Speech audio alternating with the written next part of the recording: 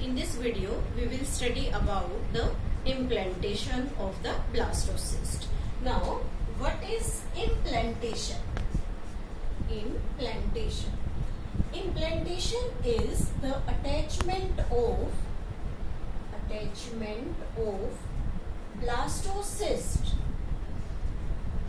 to uterine wall. And especially this uterine wall is endometrium, means attachment of the blastocyst into the endometrial lining of the uterus is known as implantation. This implantation when takes place, then 7th day of fertilization it starts, it begins, and up to the 12th day of fertilization this implantation completes. This is the event, means it takes approximately 5 days. At the 7th day of the fertilization it starts embedding inside the uterine lining, and at the 12th day the attachment becomes very complete. Now, what will happen during the implantation? During the implantation, suppose we are taking here, this is the endometrial lining of the uterus, endometrium, and when this blastocyst comes here, then this blastocyst consists of first layer, which is known as zona pellucida, that is the inner lining of the ova. Inner to it there is present the trophoblastic layer, which we have studied about it into the last video, trophoblast. Then at this part there is present the inner cell mass. As we know about, this inner cell mass is present at the side of embryonal pole, or you can say the animal pole. And one important thing is there, this inner cell mass get embedded inside this endometrial lining. When this get embedded, then this endometrial lining get erode and provide the space for the safe attachment of this blastocyst into the uterine cavity. This zona pellucida play an important role in the attachment of this blastocyst to the uterine cavity. Now this inner cell mass undergo differentiation, and this differentiation makes the different types of germs layer in it. This will be studied in the next part of this video. Now this embedding when takes place, then first of all the chorionic villi develops. These chorionic villi develops from the placental layer, and this placental layer is named as chorion. These chorionic villi make a connection between the maternal tissue as well as between the embryo, or you can say the fetus. Make the connection between fetus and maternal blood, maternal body you can say, or maternal blood. It makes the connection. Then this placental region when formed, this placental layer, or you can say a disc-like structure is developed. Placenta, a disc-like structure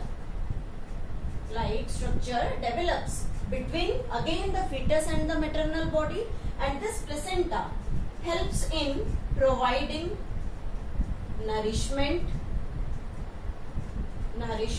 to the fetus and exchange of gases like the fetus needs oxygen for respiration and the carbon dioxide gets exhaled by the fetus. Both functions are played by this placenta.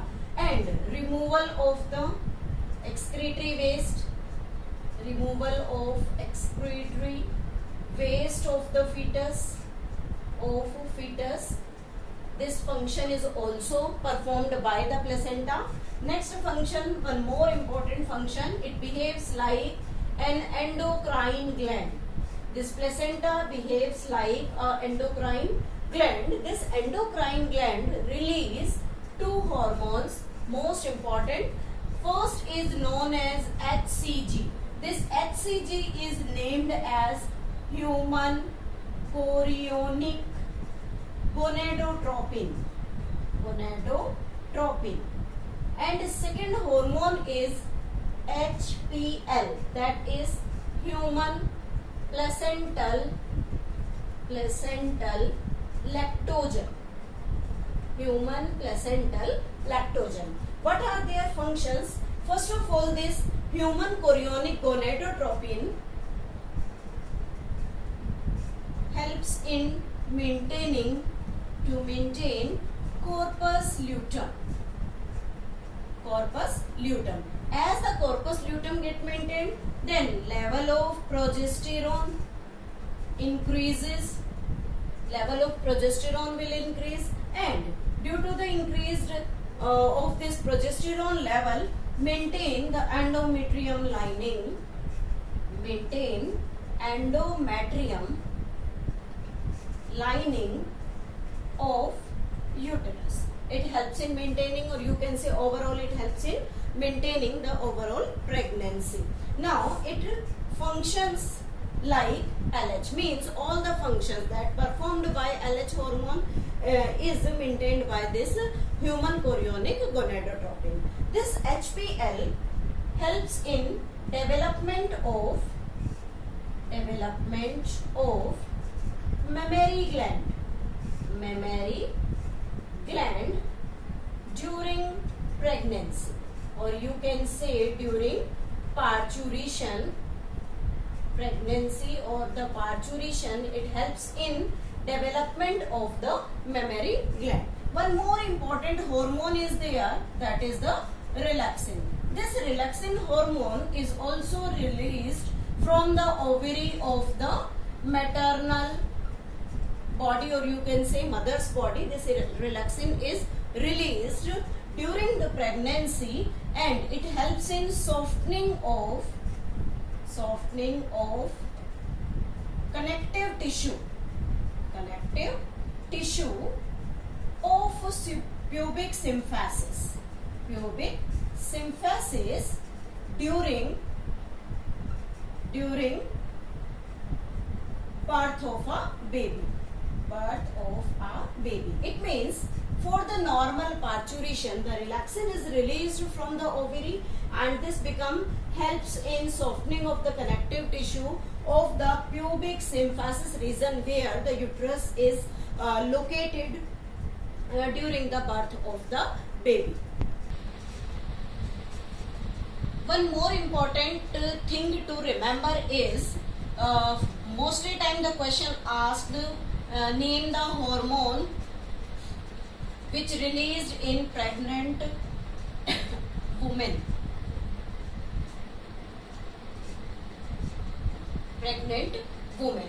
First is HCG, human chorionic gonadotropin, that is released by the placenta. HPL, that is also released by the placenta, and relaxin. These are the three important hormones which released in the pregnant woman only.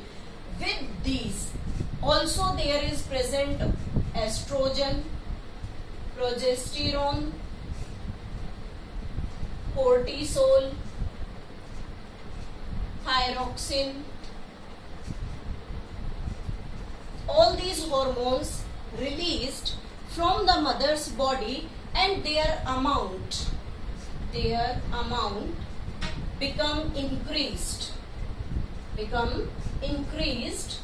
many